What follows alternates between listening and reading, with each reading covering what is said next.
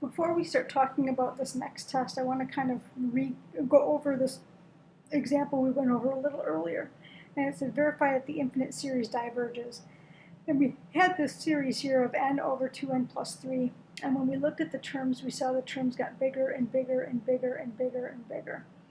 And so the idea here is if we start out small and add a bigger number to a bigger number to a bigger number to a bigger number, we're going to eventually get to infinity. There's nothing that's going to stop that sum from growing. And so, so we could just kind of determine by inspection of the terms that this is going, to infinity. Although it's not going to infinity that fast. I mean, these are all fractions and they're pretty tiny numbers. Eventually, we're going to reach infinity because these terms are getting bigger and bigger. And then I said, well, if we're looking at the terms, we can go back to what we learned in section 8.1 or section 9.1 here, and talk about a sequence. And so if we listed the sequence here, really what we're talking about is finding that limit that sequence goes to. And that limit that sequence goes to ends up being 1/2. So I'm just going to kind of bring this into our new file here. And so we can talk about it a little bit more. And so if we let's go back to that original file and get the series here. It's n over 2n plus 3. So if we look at that series n over 2n plus 3 as we go from 1 to infinity, we said, well, as we're writing out terms and terms and terms, we know that the nth term is n over 2n plus 3. And if we take the limit of that nth term, do a little L'Hopital's here, we get that the limit of that nth term is 1/2. And so that's like saying that these terms way out here in the infinite spot is 1/2. And so really what we're talking about from a series standpoint is that if we would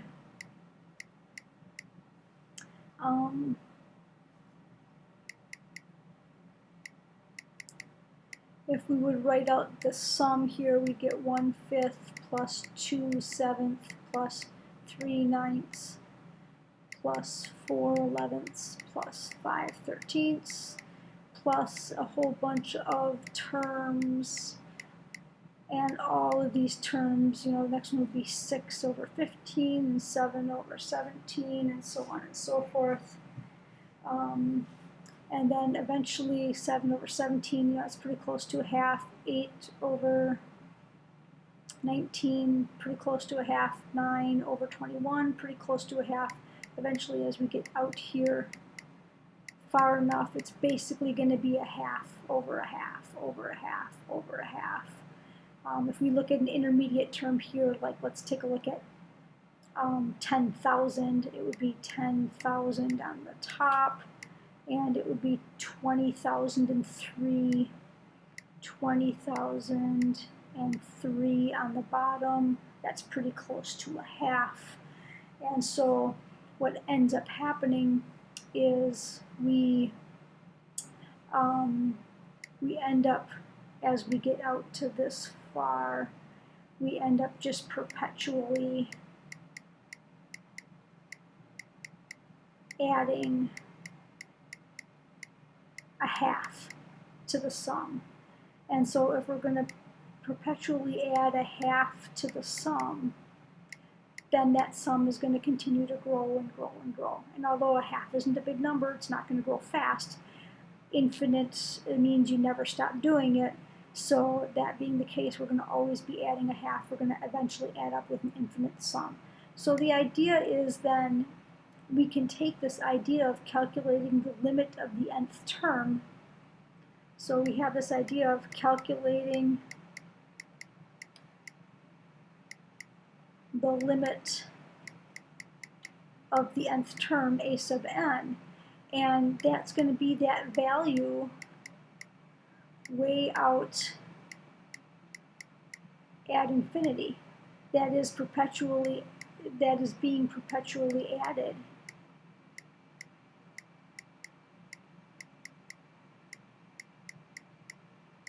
to the sum.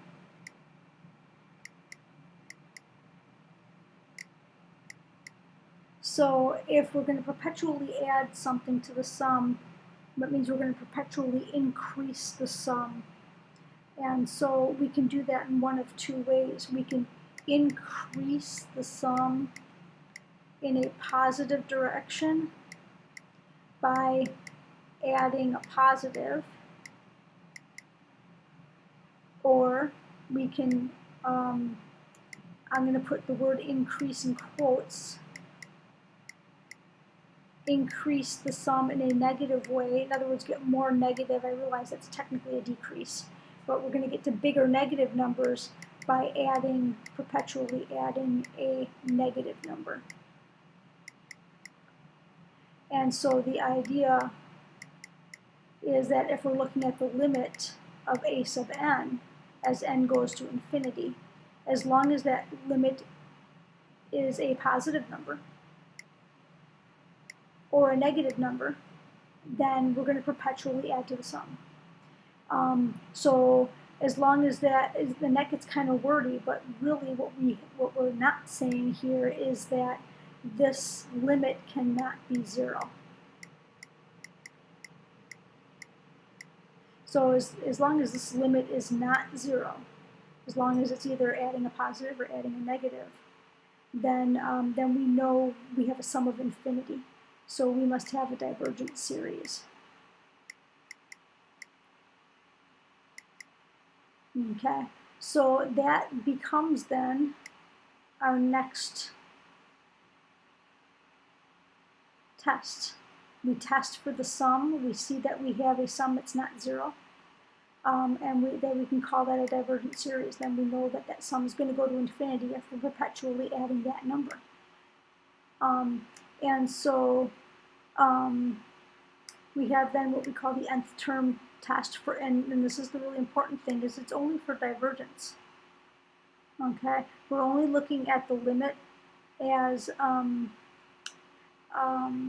we're only looking at the limit as n goes to infinity of a sub n, and we're making sure that it's not equal to 0. And that's what this is saying here. And then that gets us that perpetual, that gets us that perpetual adding to the sum. And so I guess, you're probably already asking the question of, well, what if that limit is 0? What if we get to this point and we get a limit of 0? What can be said? And so, and that gets into kind of dicey waters. So if that limit is 0, right now it's inconclusive. So I'll write that in red. If the limit as n goes to infinity of the nth term is equal to 0, test is inconclusive.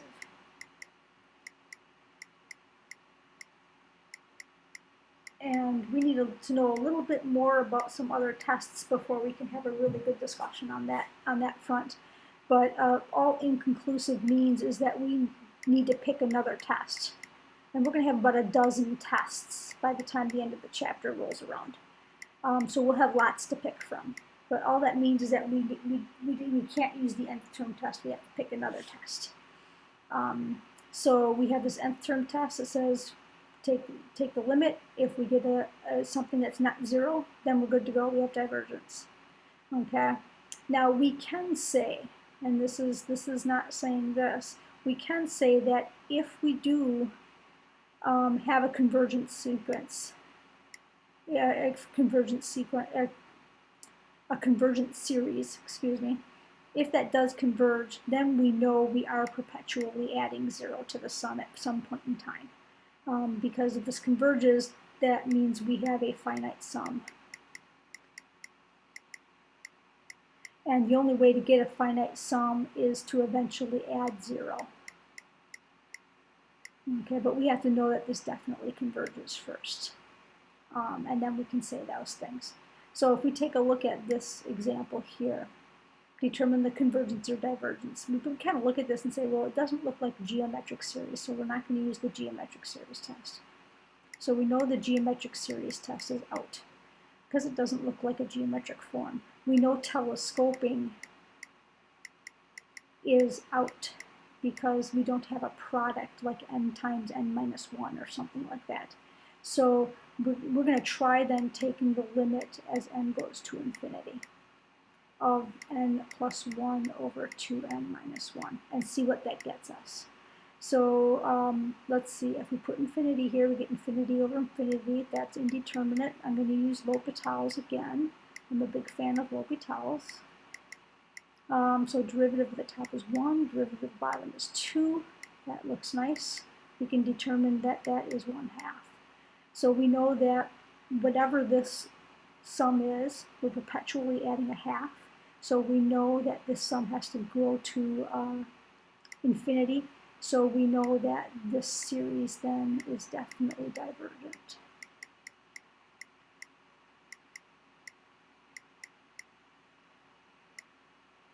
One half is definitely not 0. So this diverges because of the nth